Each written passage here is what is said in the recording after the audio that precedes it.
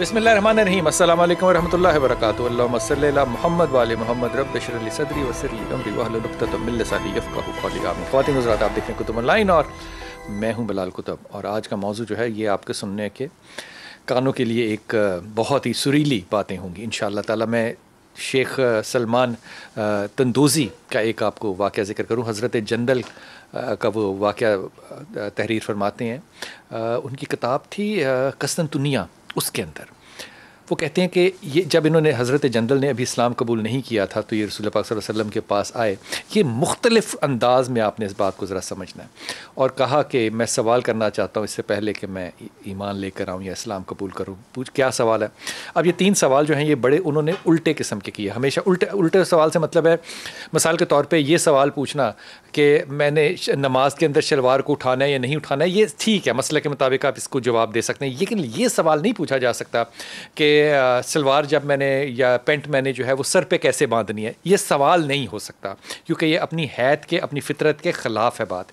اس نے بھی تین سوال کیے۔ پہلا سوال اس نے نبی پاک صلی اللہ علیہ وسلم سے کیا کہ آپ کہتے ہیں کہ ہر چیز جو ہے وہ اللہ کے پاس ہے، کوئی ایسی چیز بھی ہے جو کہ اللہ کے پاس نہیں ہے؟ بڑا عجیب سا سوال تھا۔ دوسرا انہوں نے سوال کیا کہ اللہ ہر چیز جو ہے وہ اللہ کے لیے ہے، خدا کے لیے ہے، کوئی ایسی چیز ہے جو اللہ کے لیے نہیں ہے؟ یہ بھی بڑا ٹیکنیکل سا عجیب سا سوال تھا۔ تیسرا سوال اس نے پوچھا کہ اللہ سب کچھ جانتا ہے؟ ہاں جانتا ہے، کوئی ایسی چیز ہے جو کہ اللہ نہیں جانتا؟ اب یہ صحابہ جو ہیں اس پہ بڑے کان کھڑے ہوئے کہ یہ کس طرح کے سوالات ہیں جو کہ حضرت جندل، اس وقت انہوں نے خیر اسلام قبول نہیں کیا تھا۔ ہر چیز اللہ کے لیے ہے، کوئی ایسی چیز ہے جو کہ اللہ کے لیے؟ نبی پاک صلی اللہ علیہ وسلم نے اس کا جواب کیا فرمایا؟ کہا ہاں، شرکت اللہ کے لیے نہیں ہے۔ اب یہ کیسا حکمت والا جواب ہے کہ اللہ کے لیے سب کچھ ہے، شریک اللہ کے لیے نہیں ہو سکتا، اللہ کا کوئی شریک نہیں ہو سکتا۔ دوسری جو بات اس نے پوچھی کہ اللہ کے پاس سب کچھ ہے، کیا اللہ کے پاس ایسی کوئی چیز ہے جو اللہ کے پاس نہیں ہے؟ تو حدیث قدسی آپ نے فرمائی جس پہ کہ اللہ نے کہا کہ میں نے ظلم اپنے پہ حرام کر لیا۔ اللہ کے پاس رحم ہے، اللہ کے پاس ظلم نہیں ہے۔ تیسری چیز یہ کہ کوئی ایسی شے جس کا اللہ کو علم نہ ہو؟ نبی نے کہا تھا ہاں، تو کہا کیا؟ کہا نبی پاک صلی اللہ علیہ وسلم حضرت جندل سے کہتے ہیں کہ میں تم سے ایک بات پہلے پوچھتا ہوں، یہ بتاؤ کہ حضرت عزیر کو تم لوگ کیا مانتے ہو؟ انہوں نے کہا اللہ کا بیٹا مانتے ہیں۔ انہوں نے کہا یہ کب سے مانتے ہو؟ انہوں نے کہا جناب جب سے ہم ہیں تبھی سے مانتے ہیں، ہمارے باپ دادا بھی یہی مانتے تھے کہ حضرت عزیر جو ہیں وہ اللہ کے بیٹے ہیں۔ نبی پاک کہتے ہیں کہ یہ بات تمہیں اور تمہارے ابا و اجداد کو پتہ تھی، یہ بات اللہ کے علم میں نہیں ہے کہ وہ اللہ کا بیٹا ہے۔ یہ سوالوں کو پلٹ کر پھر جھپٹنا اور جھپٹ کر پھر اس سائل کو اس مقام پر لے کر جانا جہاں پہ وہ ایمان کی قبولیت کا اب اقرار کر لے، یہ بہت بڑا کام ہے۔ اسے کہتے ہیں تبلیغ کرنا۔ میں نے تبلیغ کے ساتھ بہت سا وقت گزارا ہے، لیکن میرے خیال میں پوری ایمانداری سے اس بات کو کہہ رہا ہوں، جتنا کام تبلیغ کا نرم، ماڈرن، کنٹمپرری، کلاسیکل طریقے سے ہماری درگاہیں کرتی ہیں، ہمارے بزرگان دین کرتے ہیں، جن کا شاید طریقہ یہ نہیں ہے کہ وہ بستر گول کریں اور بسوں کے اوپر سفر کریں، لوگ ان تک آتے ہیں۔ مجھے لگتا ہے کہ یہی وہ طریقہ ہے جس سے لوگوں کے دلوں کو تاریخ میں بدوؤں سے صحابہ تک کا سفر جو ہے وہ کروایا گیا۔ میرے پاس آج انتہائی محترم امیر عبدالقدیر اوان بھائی، السلام علیکم سر، خیریت سے ہیں آپ؟ الحمدللہ۔ یہ وہ لوگ ہیں جن کا تعلق جو ہے وہ صرف اس میدان سے نہیں ہے جس کو کہ ہم کہتے ہیں کہ یہ مفتیوں کا دین ہے، نہیں، وہ تھوڑا سا میں ادب کے ساتھ اور عاجزی کے ساتھ کہہ رہا ہوں، اس سے ایک قدم آگے ہیں، کیونکہ مذہب کے اندر بہت سے ایسے درجے، ایسے خیالات ہیں جو کہ ڈوز اینڈ ڈونٹس کے بغیر ہیں۔ یہ میں بات بڑی عاجزی سے آپ کو عرض کر رہا ہوں کہ اگر پورا قرآن حکیم آپ لے لیں اور پورے قرآن حکیم کا آپ جتنا لکھا ہوا حصہ ہے اس سارے حصے کے اسکوائر فیٹ نکال لیں تو 8 سے 10% بھی ایسا حصہ نہیں ہوگا جس میں آپ کو ڈوز اینڈ ڈونٹس، جس کے اوپر تمام مفتی صاحبان اپنی تعلیم حاصل کرتے ہیں، بنتے ہیں، وہ جو باقی 92، 95، 94% ایریا ہے اس کا احاطہ جن لوگوں نے کرنا ہے، میں ایمانداری سے سمجھتا ہوں کہ اس میں یہ لوگ جو ہیں یہ بہت بڑا کردار ادا کر رہے ہیں۔ امیر عبدالقدیر اوان کے جو والد محترم، اللہ تعالیٰ ان کو کرور جنت نصیب کرے، ان کے ساتھ بھی جتنی نشستیں مندرہ میں ہوئیں وہ تمام منارہ کی جو جگہ ہے، منارہ میں جہاں پہ وہ بیٹھا کرتے تھے، منارہ میں جب بھی ان سے ملاقات ہوئی، ان کا لہجہ علم ایک طرف چھوڑ دیجئے اس کو، لیکن جو لہجہ اخلاق تھا یقین کیجئے اس کے بعد آپ مجبور ہو جاتے تھے کہ آپ ان کی علمی گفتگو کو بھی سنیں. وہ جو کانٹا پھینکتے تھے وہ اخلاق کا ہوتا تھا، جو مچھلی پکڑتے تھے وہ دین کی ہوتی تھی.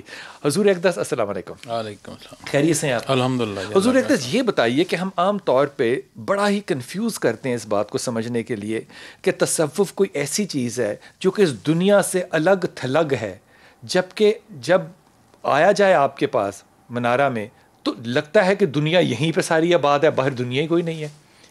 الحمدللہ رب العالمین والصلاة والسلام علی حبیبہ محمد وآلہ وصحبہ اجمعین. محترم بلال بھائی بہت شکریہ. ہمیں یہ سمجھنے کی ضرورت ہے کہ جس طرح دنیا کی زندگی میں شعبہ جات ہیں، اسی طرح جب ہم دینی علوم حاصل کرتے ہیں تو اس میں بھی شعبہ جات. بالکل صحیح. آپ نے انٹرو میں بات کی تبلیغ کے حوالے سے، آپ نے مفتیان کرام کی جب بات کی تو لامحالہ درس و تدریس کے سارے پہلو اس کے تحت آ گئے. تو یہ شعبہ جات ہیں دین کے، اور خیر القرون کے بعد پھر ان شعبہ جات کے تحت مخلوق کے نام لیے جاتے ہیں. وہاں جب بات آتی ہے تو صرف صحابی، رسول، تابعین، تبع تابعین، وہ اس درجے کے حامل ہستیاں تھیں کہ ہر شعبہ اللہ نے انہیں اس درجے کا عطا فرمایا کہ صرف وہ تعارف جو وہ نام کا ہے اسی کے تحت چیزیں آتی ہیں. تو جب ہم بعد میں آتے ہیں تو تبلیغ پر آپ نے بات کی، اسی طرح درس و تدریس کی ہے، تو یہ سارے شعبہ جات ہیں. اور اسی طرح جب بات شعبے تصوف کی، اور یہ سارے شعبے انتہائی محترم ہیں اور یہ دینی فریضہ ادا کر رہے ہیں، اور اللہ کریم ہر ایک کو اجر عطا فرمائے اور کمی بیشی معاف فرمائے. آمین. اب جب ہم بات کرتے ہیں نا یہ تصوف کی، تو تصوف شعبہ نہیں ہے، شعبوں کی جان ہے. ہائے ہائے ہائے ہائے ہائے ہائے، شعبہ نہیں ہے، شعبوں کی روح ہے، جان ہے. اس لیے کہ جب آپ ابتدا کرتے ہیں لا الہ الا اللہ محمد رسول اللہ، تو اقرار باللسان کافی نہیں ہے، تصدیق بالقلب ضرورت ہے، ایک کیفیت اور حال درکار. اسی طرح جب آپ دین کے پڑھنے میں جاتے ہیں، تربیت میں جاتے ہیں، تو اس سے مراد یہ نہیں ہوتی کہ میں نے زیر زبر سیکھ کر لوگوں کو اپنی باتوں کے ساتھ زہر کرنا ہوتا ہے. اس سے بنیاد یہ ہوتی ہے کہ میں نے اپنے عمل کو درست کرنا ہے. تو یہ کہاں ہے یہ نیت؟ یہ کیفیت اور حال ہے جو نہاں خانہ ہے دل میں. اسی طرح جب کوئی دوست تبلیغ کے لیے جاتے ہیں تو وہ کیا اپنے قدم شمار کرنے کو جاتے ہیں، یا وہ جو بستر اٹھائے ہیں وہ اپنی تعریف کے لیے اٹھائے ہوئے ہیں؟ تو اس سارے کی کیفیت کا انحصار پھر دل پر ہے. کیا بات. تو اسی لیے جب آج سے آپ سمجھیں کہ کوئی 50 60 100 سال پہلے جب آپ لیتے ہیں تو بڑے بڑے فارغ التحصیل جو ہستیاں گزری ہیں دین ظاہر میں، انہیں بھی ان کے بزرگوں نے کہیں نہ کہیں خانقاہ پر بھیجا ہے کہ جو دینی تعلیم تم نے حاصل کرنی تھی، تربیت کرو، اب وہاں جاؤ، پھر آپ فیلڈ میں جاؤ. کیا بات ہے، بڑی بات. یہ بڑی نا ایک چبھنے والی بات بھی میں کہوں اس کو تو شاید درست ہو لفظ یا نہ ہو، لیکن بڑی مختلف بات یہ ہے کہ اگر یہی انداز گفتگو ہمارے دین کے پرائم ڈومین کے اندر ہو کہ آپ کسی کو بھی رد نہیں کیا. میں نے قدیر بھائی کو بڑے دو ٹوک بات کی، انہوں نے کسی بات کو رد نہیں کیا، انہوں نے کہا سارے شعبے ہیں، سارے ہی ٹھیک ہیں. یہ بات جو ہے یہ دین کی وہ روح ہے جو کہ اتحاد پیدا کرتی ہے، اور یہ آپ کو صوفیہ کرام سے ملتی ہے. یہ کمال بات ہے، سب ٹھیک ہیں، لیکن یہ بھی ایک میری رائے ہے. یہ انداز گفتگو جو ہے یقین کیجئے یہی وہ تبلیغ کا حصہ ہے جس کی وجہ سے آج سب کانٹیننٹ میں آپ لوگوں کو ایمان کے اعلیٰ ترین درجوں پہ بھی دیکھتے ہیں. حضور ایک شخص ہوتا ہے جس کو کہ ہم عام طور پہ یا تصوف کے اندر ہم عام طور پہ ایک لفظ استعمال کرتے ہیں مجذوبیت. یہ کسی مجذوب ہونا کوئی فعل ہے؟ یہ کیا چیز ہے؟ کون ہوتا ہے مجذوب؟ مجذوب ایک حال ہے جی، ایک کیفیت ہے، لیکن یہ کیفیت یہ حال ایسا ہے کہ جس پر وارد ہوتا ہے اسے ہوش کو نہیں ہوتا.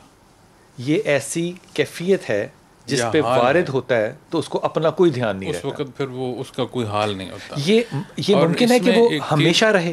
جی میں اس میں ایک چیز عرض کرتا ہوں. ایک ہوتا ہے مجذوب سالک، مجذوب. ایک ہوتا ہے سالک المجذوب. دو میں فرق. ٹھیک.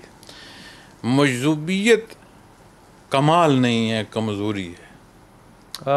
مجذوبیت کمال نہیں ہے، کمزوری ہے. کمزوری ہے. اگر یہ کمال ہوتا تو انبیاء اور رسول کو حاصل ہوتا. کیا بات ہے.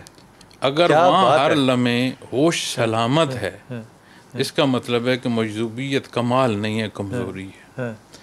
آپ کی برداشت سے شے باہر ہو گئی، آپ مجذوب ہو گئے. جب تک آپ میں ضبط ہے، آپ نے برداشت کیا، آپ مجذوب نہیں ہوں گے. مجذوبیت جو ہے، جیسے اپنا ہوش نہیں، اس پر تو دینی احکامات جو ہیں وہ نہیں لگ رہے. جس پر خود دینی احکامات جو ہے وہ نفاذ نہیں ہے، اس سے دوسرا کیا استفادہ کرے گا؟ ایسا ممکن ہو سکتا ہے قدیر بھائی کہ انسان اندر سے مجذوب ہو، لیکن ظاہری طور پہ وہ سارے اقدامات جو ہے وہ ایک عام انسان کی طرح شریعت کے حدود میں رہ کے کرتا ہو؟ بات یہ ہے جی کہ جب آپ کیفیت قلبی کی طرف آتے ہیں نا جی، تو آپ کے اندر ایک سادگی آ جاتی ہے. سادگی آ جاتی ہے اس لیے کہ آپ چیزوں کی حقیقت سے آشنا ہوتے چلے جاتے ہیں. اس سے کیا مطلب ہے چیزوں کے؟ کیونکہ یہ میرے رسول اللہ صلی اللہ علیہ وسلم کی دعا ہے. بے معنی ہے نا جی. جہان فانی ہے تو اس کی اشیاء کیسے فانی نہ ہوں گی؟ رسول پاک کی دعا ہے، اللہ تو مجھے حقیقت کا علم دے. تو جب بندہ عالم آخرت کو دیکھ رہا ہے، اللہ کی خوشنودی کو چاہ رہا ہے، کیا بات، تو پھر یہ چیزیں بے معنی ہو جائیں گی نا جی. وہ اسٹریٹ رہے گا. کیا بات. ہم جب ان چیزوں کو مینیج کرنے کے لیے جاتے ہیں تو ہمارا مزاج، جسے ہم شاطر کہتے ہیں یا چالاکی کہتے ہیں، چونکہ ہم چاہ رہے ہوتے ہیں اپنے استطاعت سے چیزوں کو مینیج کرنا. ٹھیک. وہ معاملات اللہ کے سپرد کر دیتا ہے، چونکہ وہ یہ سمجھتا ہے کہ جو کچھ ہے من جانب اللہ ہے. تو وہی مزاج کی سادگی، اس کی عامت الناس اسے سمجھتی ہے کہ یہ تو بزرگ ہیں یا سادے ہیں، کیئر لیس ہیں، فکر نہیں کرتے ہیں. لیکن ان کی انہوں نے سوچ سمجھ کے چھوڑا ہے. ان کی نہیں چھوٹ گیا نا جی، اس کی حیثیت کو نہ رہی. چھوڑنا نہ چھوڑنا تو الگ بات ہے نا. حیثیت جب نہ رہی تو ادھر دھیان ہی ختم ہو. کیا بات ہے. تو وہ سیدھے متوجہ اللہ ہو گئے، اللہ کی طرف ان کا رخ ہو گیا. لیکن ہمارے ہاں جو یہ سمجھا جاتا ہے کہ شاید مجذوبیت کمال ہے، اور مجذوب کے پاس جانا استفادے کا سبب ہے، جو خود فرض نماز ادا نہیں کر رہا وہ کسی کو کیا فائدہ دے گا؟ کیا بات ہے. جو خود فرض اور فرائض نہیں پورے کر رہا، فرائض نہیں ادا ہو رہے، جس سے وہ لوگوں کو فتویٰ کیسے دے گا؟ فرائض کا اطلاق نہیں رہا کہ اس کا ہوش ایسا ہو، تو اس سے کیا کسی کو استفادہ حاصل ہو سکتا ہے؟ چونکہ حدود دیکھنی ہے، قرآن و سنت حدود ہے. میں اکثر اس سے بالا نہیں ہوا جا سکتا. نہیں ہے، کوئی نہیں. مطلب یہ تو حقیقت سے انکار ہے. میں اکثر عرض کرتا ہوں اپنے متعلقین سے، میں کہتا ہوں کہ جی آپ کا جو میرے ساتھ منسوب ہونا ہے، یہ میرے لیے بہت بڑا امتحان ہے. اب میں نے اپنا جو حساب دینا ہے وہ تو دینا ہے. جہاں کہیں کمی بیشی اللہ نہ کرے آپ کی تربیت میں واقع ہوگی، اس کا حساب قیامت کو میں کیسے دوں گا؟ ہر ایک کے ساتھ کھڑا ہو کر، اس کا کیا کیا، ہر ایک کے ساتھ کھڑا ہو کر روز معاشر حساب کیسے دوں گا؟ تو یہ دھیان رہے کہ میری کوئی بات قرآن و سنت سے تجاوز پر نہ ہو. آپ پابند ہیں قرآن و سنت کے تحت میری بات ماننے کی. اگر میری کسی بات یا کسی حکم کو کا تجاوز ہو قرآن و سنت، تو میاں مت مانو. کیا بات ہے، کیا بات ہے، کیا بات ہے. ایک بڑے اچھے بزرگ ہیں، انہوں نے بڑی خوبصورت تعریف کی مجذوب کی اور ایک ولی کی. انہوں نے کہا کہ دونوں کی نیت ایک جیسی ہوتی ہے. یہ میں ایوان صاحب کی بات کو صرف آگے بڑھا رہا ہوں. ان کا نیت دونوں کی ایک جیسی ہوتی ہے. دونوں خدا کی تلاش میں چلتے ہیں. دونوں کو خدا تعالیٰ جو ہے وہ مل بھی جاتے ہیں. یہ سمجھانے کے لیے بات کہہ رہا ہوں. ایک شخص جو ہے وہ اپنی کمزوری، اپنے علم کی کمی یا کسی بھی وجہ سے اس اتفاق کو یا اس حادثے کو اپنے اوپر طاری کرنے کے بعد اس میں سے اپنے آپ کو جدا نہیں کر سکتا. وہ جب واپس آتا ہے زمانے میں تو اس پہ مجذوبیت ہوتی ہے. اس کو شریعت کے کسی قانون کا احترام نہیں رہتا. یہ نہیں کہ ذہنی طور پہ نہیں رہتا، اس کو علم ہی نہیں ہوتا. دوسرا شخص جو ہے وہ جب واپس آتا ہے تو وہ اپنی اس کیفیت کو لوگوں سے شیئر کرتا ہے. وہ ٹیچر بن جاتا ہے. وہ پھر علی حجویر بن جاتا ہے. یہ علی حجویر نے 6 کتابیں میرے خیال میں تقریباً لکھی ہیں. ان میں سے کشف المعجوب کے اندر انہوں نے یہ واقعہ جو ڈسکرائب کیا ہے، میرے خیال میں یہ بڑا ہی اعلیٰ ہے، جو کہ آج ایوان صاحب اسی کو بڑھا رہے ہیں. حضور اقدس، وہ جو شخص آتا ہے آپ کے پاس دنیا کی ضرورت کے لیے آتا ہے، وہ ایک الگ بات ہے.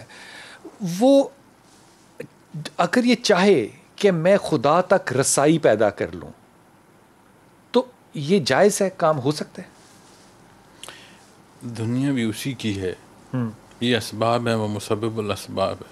جوتی کا تسمہ ٹوٹ جائے تو بھی اللہ اس سے مانگنا اسے پسند ہے، عطا بھی فرماتا ہے، اجر اور ثواب بھی دیتا ہے. کیا بات ہے. تو نبی کریم صلی اللہ علیہ وسلم کا فرمان ہے نا جی. تو اللہ کریم کو ڈھونڈنے کی ضرورت نہیں ہے. اللہ کریم تو ہر جگہ ہر لحظے موجود ہے. ضرورت اپنی آنکھوں سے پردہ ہٹانے کی ہے. اللہ تو موجود، اپنی آنکھوں سے پردہ ہٹانا ہے. کیا خوبصورت بات.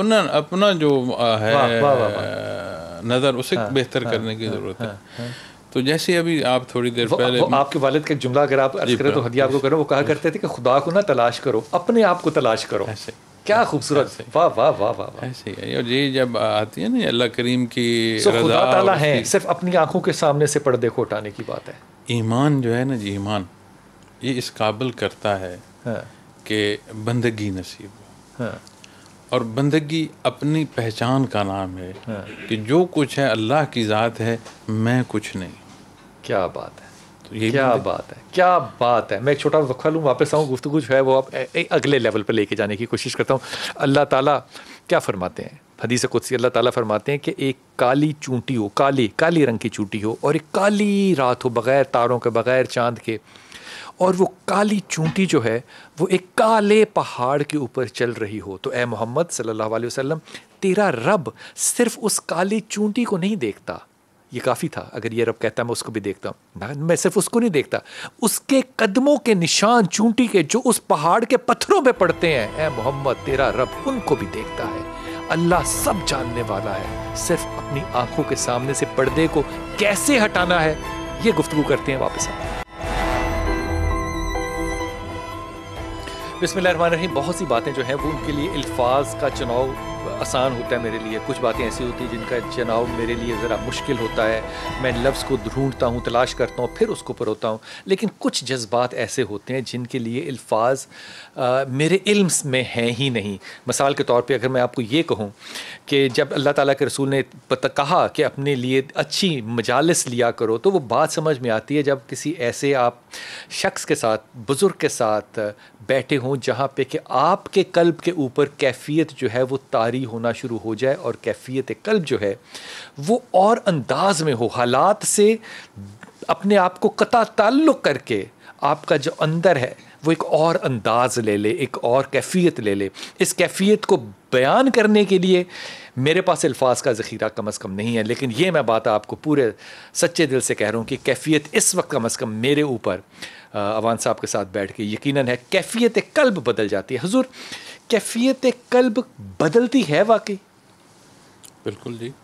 ہر شے، ہر عمل اثر انداز ہوتا ہے. آپ اگر بیٹھے ہیں جہاں پر بھٹی ہے تو گرمی لگے گی، تو گرمی بھی لگے گی، دھواں بھی ہوگا، اور یہ بھی ممکن ہے چنگاری اٹھے اور آپ کے کپڑے کو جلا دے. بالکل. آپ کہیں ایسی جگہ بیٹھے ہیں جہاں عطر بیچا جا رہا ہے تو خوشبو آئے گی. آپ نہ خرید رہے ہیں نہ بیچ رہے ہیں، لیکن جتنی دیر آپ وہاں بیٹھے ہیں آپ معطر فضا میں بیٹھے ہیں. کیا بات ہے. تو حالات تو اثر انداز ہوتے ہیں. اسی لیے درست سمت کا اور درست محافل کا بیٹھنا جو ہے وہ ہمیں حکم ہے کہ ایک تو ان محفلوں کا، ان بزرگوں کے پاس جانے کا یہ فائدہ ہوتا ہے کہ وہاں پہ لنگر ہوتا ہے. یہ بہت بڑی بات ہے. بھوک جو ہے اس میں تو ایمان ڈاواڈول ہو جاتا ہے. دوسری بات یہ ہوتی ہے کہ رہنے کا انتظام ہوتا ہے. تیسری بات یہ ہوتی ہے کہ ایک سوشل گیدرنگ ہوتی ہے. لیکن اس میں سب سے بڑی بات جو ہے وہ یہ کہ وہاں پہ تبلیغ بنیادی طور پہ وہی ہو رہی ہوتی ہے جو کہ تبلیغ ہونے کا حق ہے. قرآن اور حدیث کا جو ہے درس بار بار ان کو سنایا جا رہا ہے. چوتھی چیز ہوتی ہے وہ شخصیت. یہ چیز عام دنیا میں اب جو اوان صاحب ہے نا وہ نہیں، ایک عام استاد کے پاس نہیں کہ وہی سبق حدیث کا کوئی بھی اور استاد آ کے دے سکتا ہے. لیکن وہ بزرگ جس کے پاس ایک مرید جا رہا ہے، اتنی تکلیف لے رہا ہے اور وہاں پہ رہ رہا ہے، وہ جو کیفیت اور وہ جو تعلق اور نسبت پیدا کرتا ہے اپنے استاد سے، اس کی وجہ کیا ہوتی ہے؟ کسی بھی بزرگ کے ساتھ جو عقیدت اور محبت ہے وہ اس کی بزرگی کے سبب ان عوامل کا حصول اور ان عوامل کے حصول کی کوشش جن سے ان کی بزرگی ہے، یہ چیزیں ضروری ہوتی ہیں. پھر اثرات کی اگر ہم بات کریں، اور کچھ وقت پہلے آپ جب بات کر رہے تھے تو آپ نے مجذوب کی بات کی، ایک فنا فی اللہ کی کیفیت کی بات کی. تو جب ہم حقیقت سے دور ہوتے ہیں تو ہم تخیلاتی دنیا میں جاتے ہیں. ہم ہمارے نزدیک ہمارا مقام، ہماری اولاد، ہماری حیثیت، ہم چاہتے ہیں انفرادی حیثیت ہو اور مجھ جیسا کوئی نہ ہو. جب آپ فنا ذات کی طرف جاتے ہیں تو اس سے جو حقیقی مراد ہے وہ یہ ہے کہ اپنی ذات جو ہے اسے ثانوی حیثیت پر لے جانا، مقدم اللہ کریم کی پسند کا. اور جب آپ کسی بزرگ کے پاس جاتے ہیں یا وہاں جو سکھایا جاتا ہے تو اس کا انحصار آپ کی نیت پر ہے. آپ کھانا کھانے گئے ہیں، آپ وہاں پر سوشلائز کرنے گئے ہیں، کچھ وقت بتانے گئے ہیں، یا واقعی حاصل کرنے گئے ہیں. لیکن ایک چیز، کسی کو اگر کپڑے دھونے نہ آتے ہوں، پراپر نہ جانتا ہو، صابن تک پہنچ جائے تو کچھ اس کو اگر درست طریقے سے بھی نہ استعمال کرے تو کچھ میل تو اترتی ہے. اس لیے آپ کسی نیت سے بھی جب گئے تو جہاں اللہ اللہ ہو رہی ہے تو وہ اللہ اللہ کی جو برکت ہے وہ تو لے کر وہ آپ کی صفائی کا کچھ نہ کچھ سبب بن جائے گی. اگر آپ کسی غلط محفل میں چلے گئے تو آپ نے وہاں اس میں شمولیت نہیں اختیار کی، لیکن جیسے آپ بھٹی کے قریب بیٹھے، آپ بھٹی سلگا نہیں رہے لیکن آپ کو حدت تو محسوس ہوگی. کوئی چنگاری اٹھی تو آپ کے کپڑے بھی جلائے گی. ہر شخص یہ چاہتا ہے، ہر مرید کی میں بات کرتا ہوں، جس نے بھی بیعت کی ہے، وہ ظاہری طور پہ جو مرید ہے وہ چاہتا ہے کہ میں اپنے شیخ جیسا ہو جاؤں، ویسا دکھوں، ویسا بولوں، ویسا کہوں، لوگ ویسا سمجھیں، فنا فی الشیخ. تو وہ جو میری طرح کے لوگ ہیں جو کہ بہت زیادہ اپنے آپ کو شریعت کا پابند ماننے لگ جاتے ہیں، وہ کہتے ہیں کہ شریعت کیا کافی نہیں ہے، پھر فنا فی الشیخ کیوں چاہیے؟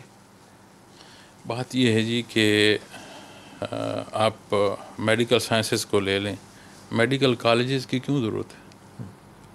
ایک انسٹیٹیوشن چاہیے نا. کیوں چاہیے؟ انجینئرز کو لے لیں، ادارہ چاہیے. کیوں ڈگری کاؤنٹ کر رہے ہیں یہاں کی، فارن کی، کیوں ڈگریز کاؤنٹ کر رہے ہیں؟ تو ایک استاد کی حیثیت کا ہونا یہ تعلیم و تعلم کے لیے ضروری ہے، اور انبیاء اور رسول کا مبعوث ہونا اس کی سب سے بڑی دلیل ہے. بالکل، کیا بات، دلیل ہے، بہت بڑی دلیل ہے کہ تربیت کے لیے ضروری ہے ایک جگہ کہ ذاتی طور پر بندہ حاصل نہیں کرتا. پھر اس میں ایک دوسرا پہلو، علوم ظاہر اور علوم باطنی میں ایک فرق ہے.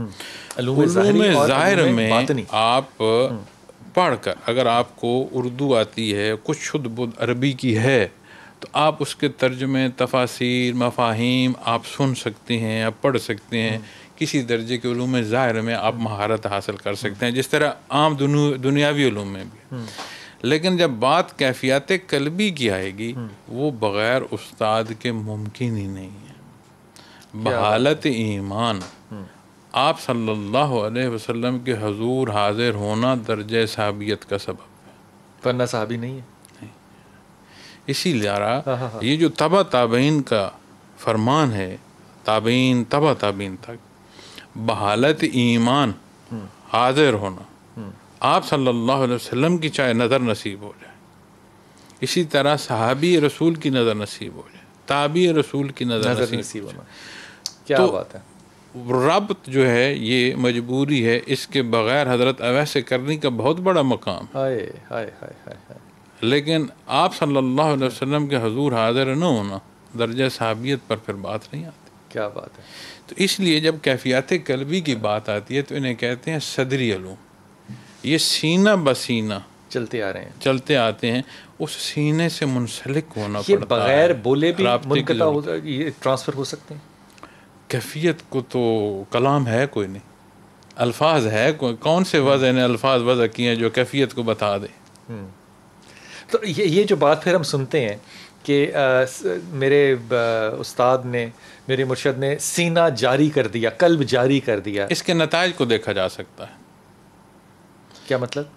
اگر آپ دیکھنا چاہتے ہیں کہ میرا سینہ جاری ہوا ہے یا میرا قلب جاری ہوا ہے، اس سے مراد کیا ہوتی ہے کہ تو آپ خلوص کے ساتھ اتباع محمد رسول اللہ صلی اللہ علیہ وسلم میں جائیں گے، آپ کے اعمال ثبوت ہوں گے، شہادت ہوں گے. کیا بات ہے. اگر آپ کے اعمال صالح نہیں ہیں تو کچھ اور ہو سکتا ہے، سینہ جاری نہیں ہوا. کیا بات ہے. اگر قلب جاری ہوا ہے تو اتباع رسول تو ہے. آپ کمی پیشی ہے. قرآن کریم نے بڑے بڑے فضائل کے ساتھ پھر غفور الرحیم بیان فرمایا ہے کہ جو بتقاضۂ بشریت کمزوری ہے وہ معاف فرما دے گا، لیکن اس کا رستہ ہے وہ کون سا ہے وہ دیکھا جائے گا. تو جب بھی منازل سلوک کی بات آئے گی تو اس میں اتباع محمد رسول اللہ صلی اللہ علیہ وسلم ہوگی. یہ شہادت ہے. کیا بات ہے، یعنی کہ یہ اس کا لٹمس ٹیسٹ ہے کہ وہ جب تک اتباع رسول پہ نہیں ہے یہ کلیم ہی بالکل یوز لیس ہے. کہ دیکھیں نا جی، اگر کوئی فضا میں اڑتا ہے، پانی پر چلتا ہے، اور اس کی زندگی جو ہے وہ قرآن و سنت کے تحت نہیں ہے، نبی کریم صلی اللہ علیہ وسلم کے اتباع میں وہ نہیں، وہ کچھ جو مرضی اسے کہہ لیں، وہ ولی اللہ نہیں ہے. کیا بات ہے. اس میں میرے خیال میں ہم بھی نا، مجھ جیسے لوگ جو نلائق ہیں، جن کا دین سے واسطہ بڑا کم پڑتا ہے، وہ لوگ شاید تھوڑا سا نا، مجھے لگتا ہے قدیر بھائی کہ شاید اپنی کم ذہنی یا کم علمی کی وجہ سے نا اس معاملے میں زیادہ کرٹیک کرتے ہیں. کیونکہ جو شخص سنت پہ بھی قائم ہے، جو داڑھی رکھ رہا ہے، جو لمبے بال رکھ رہا ہے، جو رسول پاک صلی اللہ علیہ وسلم کی طرح بننے کی کوشش کر رہا ہے اپنی اپنی مسلک کے مطابق، وہ بھی تو فنافل شیخی کی طرف جا رہا ہے نا. آپ نے حلیے کی بات کی حضور، ایک مثال عرض کرتا ہوں، حالانکہ یہاں وہ جشتی نہیں ہے، لیکن حلیے پر بات آپ نے کی تو میرے ذہن میں آ گئی. فرعون لشکر کے ساتھ ڈوب گیا، غرق ہو گیا، کنارے پر ایک مسخرہ کھڑا رہ گیا. تو حضرت موسیٰ علیہ السلام نے عرض کی کہ بار لا، اس سے تو مجھے زیادہ تنگی ہوتی تھی، چونکہ وہ آپ کا حلیہ بنائے رکھتا تھا، تو اتلی زبان میں اس کے دربار میں تمسخر اڑایا کرتا تھا. اللہ کریم نے اس حلیے کو فرعون کے ساتھ غرق ہونا پسند نہیں فرمایا. ہائے ہائے ہائے ہائے ہائے ہائے ہائے ہائے. اب اس کا حساب کیا ہوگا، ہائے ہائے ہائے ہائے، کیا وہ اس کی سزا ہوگی، یہ موضوع الگ ہے. واہ واہ. کہ جہاں اللہ نے فرعون کو ڈبویا، وہاں اس حلیے کو جو مسخرہ تھا اس کو ساتھ نہیں ڈبویا. کیا بات ہے، کیا بات ہے، کیا بات ہے. تو ہمیں ضرورت یہ ہے دیکھنے کی کہ میں اپنے آپ کو دیکھوں. قلب بھی بدلنا ہے اور ظاہر بھی بدلنا ہے. جی، میں اپنے ظاہر کی ضرورت نہیں، آپ کا قلب بدلے گا ظاہر بدل جائے گا. کیا بات ہے. آپ لیتا ہوں وقفہ، آپ کا قلب بدلے گا تو ظاہر بدل جائے گا. وہ ایک روایت ہے نا جی. بے شک بے شک. وہ جو جادوگر تھے جو حضرت موسیٰ کے ساتھ سام بنانے کے لیے آئے تھے، ان تمام نے ایمان قبول کر لیا تھا. اور اس کی ایک وجہ امام جوزی جو ہے وہ یہ فرماتے ہیں کہ ان لوگوں نے ویسا حلیہ بنانے کی کوشش کی ادب کے اندر کہ یہ نبی اللہ ہے، ہم بھی ایسے ہی بن کے جائیں. اللہ کو یہ ادا پسند آئی. اتنا اہم ہے.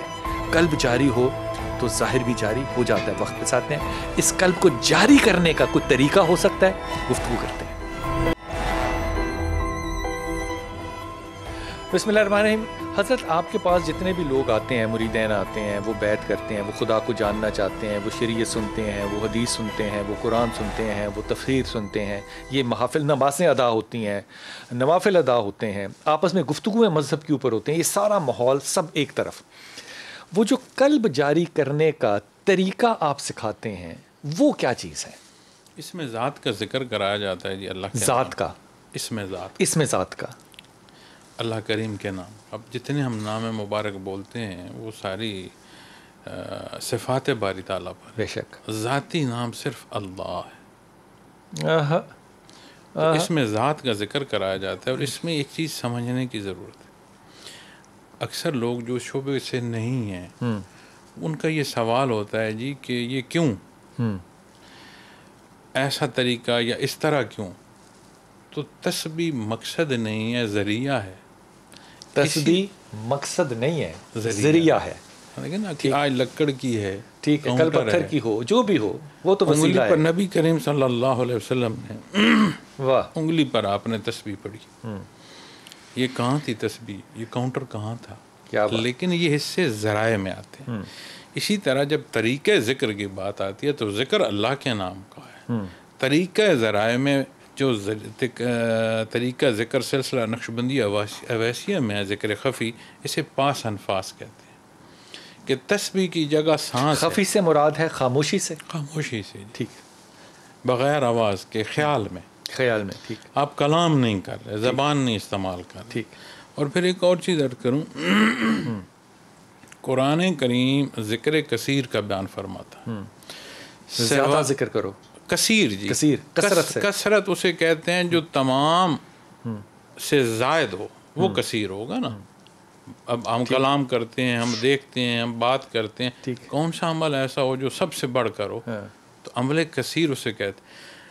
ذکر الہی سوائے ذکر خفی کے عمل کثیر کی صورت میں حاصل نہیں ہو سکتا.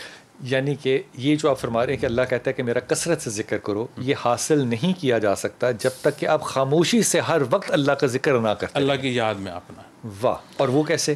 اس میں ابتدا جیسے میں نے عرض کی کہ پہلا سبق ہے لطیفہ قلب. خیال کیا جاتا ہے کہ جب سانس لی جائے تو لفظ اللہ خیال میں، کلام میں نہیں، سانس کے ساتھ ربط میں آئے اور دل کی گہرائیوں میں اترتا جائے. سانس اندر لیتے ہوئے اندر اللہ. سانس آپ خارج کرتے ہیں تو لفظ ہو باہر سے دل پر آ کر چوٹ کرے. ٹھیک. اللہ ہو کا ذکر ہے اور تسبیح کی جگہ سانس ہے، کلام کی جگہ خیال ہے. آپ کو کسی خاص جگہ بیٹھنا ہے، قبلہ رخ بیٹھیں، تعوذ تسمیہ پڑھیں، وگرنہ پوری ہیں کلمات ہیں جو اس سے پہلے تسبیحات کرائی جاتی ہیں.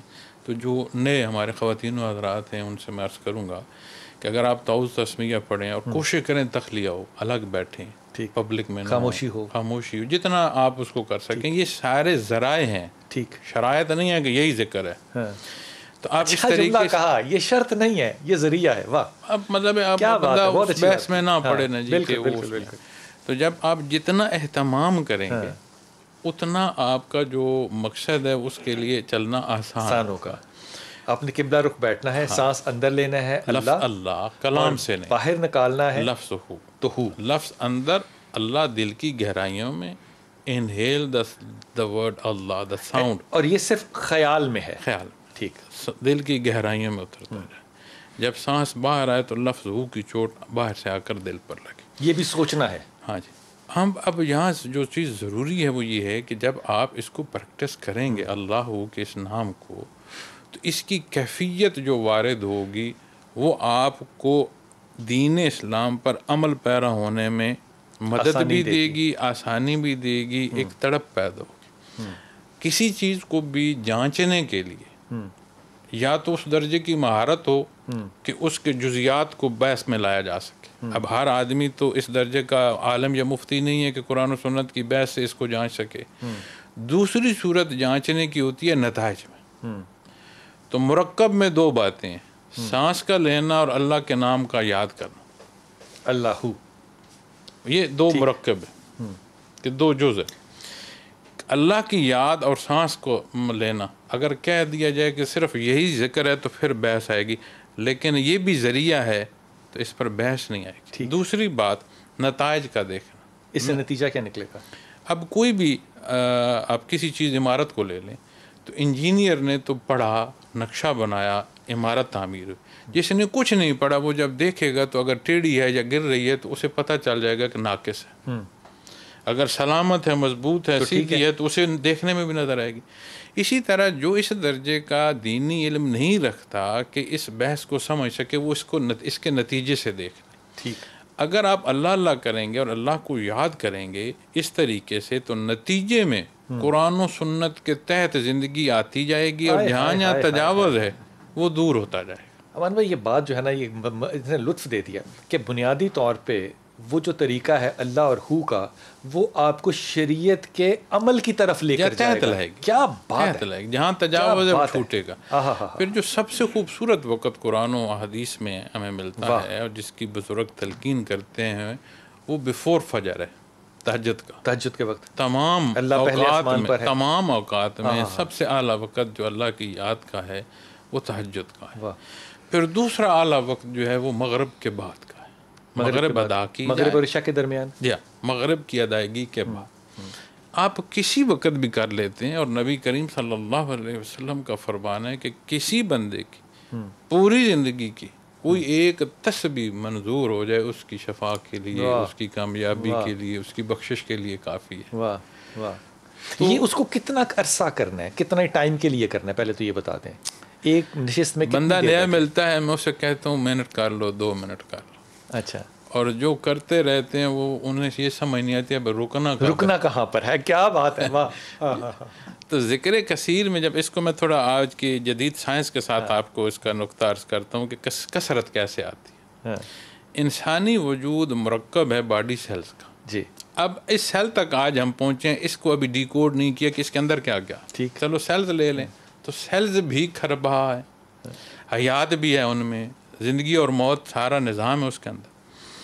اگر آپ اللہ اللہ کرتے ہیں تو پھر آہستہ آہستہ اسباق بڑھتے ہیں، اور آخر میں جو سبق ملتا ہے اس پر جب آپ پہنچتے ہیں سلطان الاذکار پر، تو ہیڈ ٹو ٹو پورا وجود اللہ کے ذکر میں آتا ہے. ہر سیل، ہر کروموسوم کے اندر اللہ ہو، لفظ اللہ ہو. کیا بات ہے! جب آپ ایک دفعہ اللہ ہو کہیں گے تو ہیڈ ٹو ٹو کتنے باڈی سیل، تو وہ جب خرب ہا دفعہ اللہ ہو ہوتا ہے نا جی، تو اس سے پھر عمل کثیر کی صورت بھی نصیب ہوتی ہے. تو قدیر بھائی، اس کا یہ مطلب ہو سکتا ہے کہ ایک عام شخص جو ہے وہ کام بھی کر رہا ہے، کھانا کھا رہا ہے، باتیں کر رہا ہے، جو بھی اس کے ڈیلی روٹینز ہے وہ کر رہا ہے، لیکن وہ حالت ذکر میں بھی موجود ہو. یہ ممکن ہے؟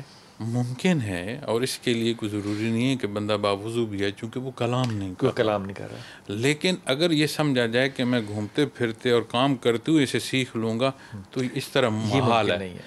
جو طریقہ، جو سلیقہ سیکھنے کا ہے وہ سیکھے. پھر اس ربط کو، منسلک کو دیکھیں نا جی، لائٹ ہے، بڑا خوبصورت شینڈلیئر بنا لیں آپ، اس کو سونے چاندی لگا لیں، الیکٹریسٹی سے کنیکٹ نہیں کریں گے اس میں لائٹ نہیں آئے گی. یہ کنیکٹیوٹی جو ہے، بات میری نہیں ہے، یہ جو کنیکٹیوٹی ہے یہ بیت ہے. یہ بندہ اس مقام پر جب پہنچتا ہے تو اسے کو کہتا نہیں ہے. ہائے ہائے ہائے. اچھا، کسی چیز کی اہمیت جب بندہ سمجھ لیتا ہے، اس میں ذات نہیں. دیکھیں نا، اگر سلسلہ عالیہ سے کوئی منسلک ہے تو اس میں مقصد میری ذات نہیں ہے. اگر میں شیخ اور سالک کے موضوع پر بات کر رہا ہوں تو اس میں بحث میری ذات نہیں ہے، اصول ہے. ٹھیک، اس اصول کو اختیار کرنا پڑے گا. میڈیکل سائنس کا اسٹوڈنٹ کو میڈیکل کالج جانا پڑے گا، انجینئرنگ کے کالج سے میڈیکل سائنس نہیں پڑھ سکتا. ٹھیک. اسی طرح جب آپ کیفیات میں جائیں گے تو اس شعبے سے منسلک ہونا پڑے گا. ایک بات. دوسری بات، جب بندہ اللہ اللہ کرتا ہے تو پھر سمجھ آ جاتی ہے کہ یہ تیری میری یا ذات کی بات ہی نہیں ہے. یہاں تو ایک ہی بات ہے، اور وہ ذات باری تعالیٰ کی. تو جب بات ذات باری تعالیٰ کی ہے تو پھر ماں و شما کیا، پھر شمار کیا، میں اور آپ کیا، ماں و شما پھر کیا، میں اور آپ پھر کیا. ٹھیک. تو جب بات اللہ کی ذات کی ہے، اور میں یقین مانیں میں دعا گو بھی ہوں کہ اللہ کریم ہم سب کو اس کی سمجھ اور اس پر استقامت عطا فرمائے، اور اس پر عمل کی توفیق عطا فرمائے. آمین. چونکہ جب ہم معاشرے میں نکلتے ہیں، معاشرے کے معاملات میں جاتے ہیں، جس حالات اور جس نفسہ نفسی میں ہم آج ہیں، دیکھیں غیر مسلم کہتا تھا فی عرف النون، یہی فکر آج دعوی ایمانی کے ساتھ سننے کو مل رہے ہیں. آج لوگ کہتے ہیں، میرے کتنے لوگوں کو میں ملتا ہوں جو وہ کہتے ہیں جنات کی گرفت میں ہے، جادو ٹونے کی گرفت میں. میاں لائٹ آف کر دو تو اندھیرا ہوگا، روشنی کر دو تو وجود تو روشنی کا ہے، اندھیرے کا کہاں ہے. کیا بات ہے. جنات بے شک آگ سے بنے، لیکن ان میں انوارات الہی برداشت کرنے کی قوت نہیں ہے. ایمان بھائی، یہ کوئی بھی کر سکتا ہے، ذکر شروع کر سکتا ہے، یاد رکھیے گا بلال بھائی، صرف نبوت وابی ہے، ولایت کسبی ہے. تھوڑا سا ایکسپلین کریں. کیا خوبصورت. اللہ کریم نے چنا اپنے انبیاء رسول کو، اللہ نے چنا، وہ ہستیاں ہیں اللہ کی چنی. ٹھیک. دین ہر ایک کو دعوت حق دے رہا ہے. اللہ ولی الذین آمنوا، ہر صاحب ایمان اپنے اپنے درجے میں ولی اللہ ہے. یہ ابتدا لا الہ الا اللہ سے شروع ہو جاتی. اب اس شعبے میں اسے جب میں نے کہا کہ یہ کسبی ہے، تو اسے مراد کسب کرنا پڑے گا، مجاہدہ کرنا پڑے گا، اس راہ کو اختیار کرنا پڑے گا. ولایت کی بلند ترین منازل تک جا سکتا ہے، مناسب حاصل کر سکتا ہے.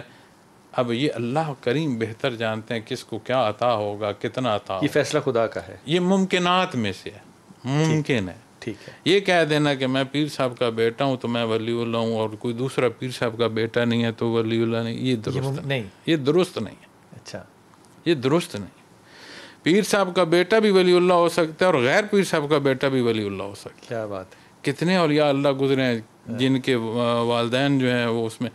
حضرت ابراہیم علیہ السلام نے اپنے والد سے جو مکالمہ فرمایا، قرآن کریم کیا بیان فرماتا ہے. یہ کوئی نہیں بات ہوتی.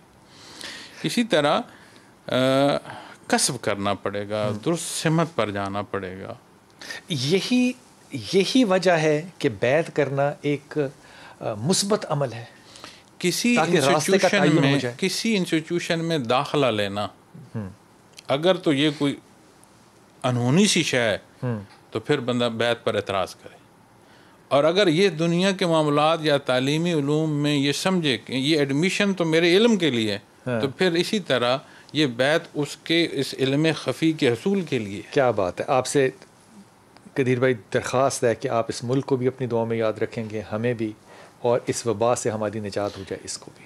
دیکھیں بات یہ ہے بلال بھائی, اللہ کریم بلا تفریق تمام مخلوق کو اس بلا سے نجات عطا فرمائے. اللہ کریم اس امت کو اتفاق اور اتحاد عطا فرمائے. آمین ثم آمین. اللہ اس ملک کو سلامت رکھے. آمین. اس کی تعمیر میں ہمارا خون, ہمارا وجود جہاں لگے اللہ اسے قبول فرمائے. آمین ثم آمین. اور من حیث القوم جو ہم دیکھتے ہیں نا ایسے ایک دوسرے کی طرف کوئی آ کر کرے, اس کی ابتدا یہاں سے کرو بھائی, اس کی ابتدا یہاں سے کرو. خدا کرے کہ جب حضرت صاحب نے آمین کہا, آپ کی آمین اور فرشتوں کی آمین بھی مل جائے اور یہ دعا قبول ہو جائے. آمین انشاءاللہ.